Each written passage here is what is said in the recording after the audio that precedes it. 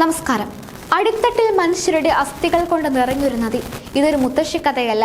തേംസിനാണ് ഇങ്ങനൊരു വിശേഷണമുള്ളത്. 19-ാം നൂറ്റാണ്ടിലെ പുരാവസ്തു വിദഗ്ധനായ HS കുമിങ്ങാണ് ആദ്യമായി തേംസ് നദിയിൽ നിന്ന് ധാരാളം മനുഷ്യാസ്ഥികൾ കണ്ടെടുത്തത്.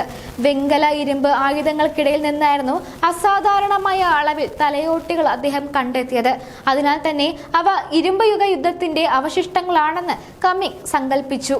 എന്നാൽ അതിനെ ബലപ്പെടുത്തുന്ന ഒരു തെളിവുകളും അവിടെ നിന്ന് ലഭിച്ചില്ല. അങ്ങനെ കുമിങ്ങിന്റെ കാലം മുതൽ നൂറുകണക്കിന് മനുഷ്യാസ്ഥികൾ തേംസിൽ നിന്ന് പുറത്തു വന്നിട്ടുണ്ട്. അവയിൽ മിക്കതും വെങ്കല, ഇരുമ്പ് യുഗം മുതലുള്ളതാണ്. ഇത്തരം മനുഷ്യാവശിഷ്ടങ്ങൾ എങ്ങനെ തേംസിലെത്തിയെന്നത് വർഷങ്ങളായി ലണ്ടൻ നിവാസികളെ വേട്ടയാടുന്ന ഒരു ചോദ്യമാണ്.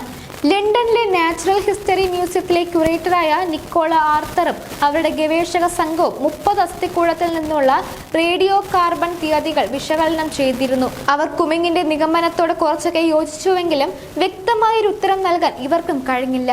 മൃതദേഹം അവശിഷ്ടങ്ങൾ വെങ്കല യുഗത്തിലും ഇരുമ്പ് യുഗത്തിലും ഉള്ളവയാണെന്ന നിഗമനത്തിലെത്താൻ അവർക്ക് കഴിഞ്ഞു. കാരണം കാലഗണന പ്രകാരം അവ ഏകദേശം 4000 മുതൽ 2000 വർഷം വരെ പഴക്കമുള്ളവയായിരുന്നു.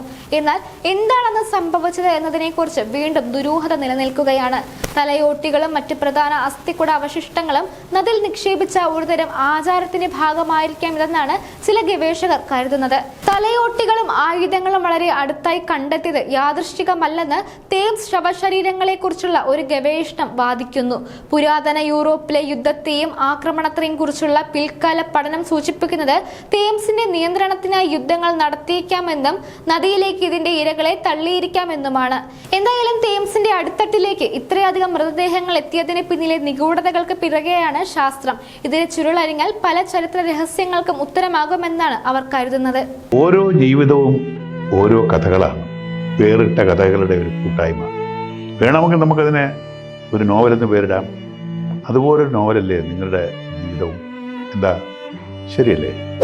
നിങ്ങളുടെ അനുഭവങ്ങൾ, കഥകൾ എന്തുമായിക്കൊള്ളട്ടെ, അത് കേൾക്കാൻ DNA ന്യൂസിലൂടെ ഞാൻ എത്തുന്നു. കഥ പോലൊരു ജീവിതം, അതിനായി ഞാൻ നിങ്ങൾക്ക് വേണ്ടി കാത്തിരിക്കുന്നു. നമുക്ക് ഒന്നിച്ച് കാണാം, കുറേ കാര്യങ്ങൾ സംസാരിക്കാം, വേദനകൾ പങ്കിടാം. നിങ്ങളുടെ വിഷയങ്ങൾ, അനുഭവങ്ങൾ അത് ഞങ്ങളെ അറിയിക്കേണ്ട വിലാസം താഴെ കൊടുക്കുന്നു.